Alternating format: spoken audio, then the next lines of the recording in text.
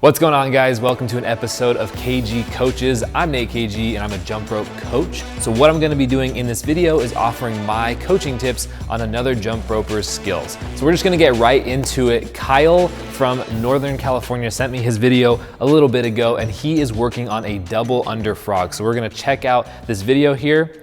So he's setting up for his double under frog. He does a regular handstand and then double under, but he's not making it quite yet. I'm really pumped that Kyle's working on this skill. I've seen him jump for quite a while now and he's a super strong jumper. So we're gonna go through a couple different things here. So Kyle, number one thing that I would suggest is actually not jumping as high right now while you're learning. Seems a little counterintuitive because usually extra height is beneficial, but for the purpose of this skill, you're a really powerful jumper and I've seen you jump for a while.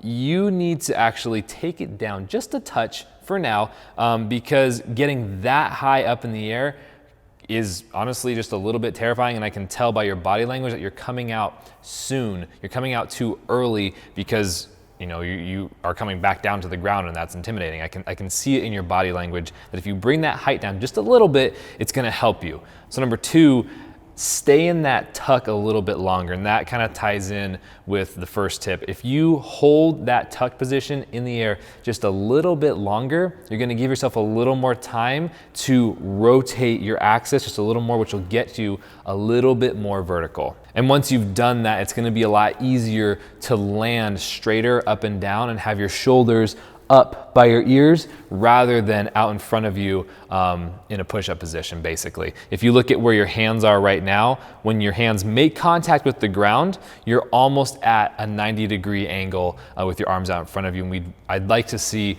arms up by your shoulders instead, because that's just gonna be a lot stronger and you're gonna be less likely to have an injury too. Now, the last thing here that makes a big difference that's super subtle is where your hands are placed on the ground. If we go back through frame by frame and we watch where your feet are when you take off and where your hands are when you land, we're gonna see a big difference,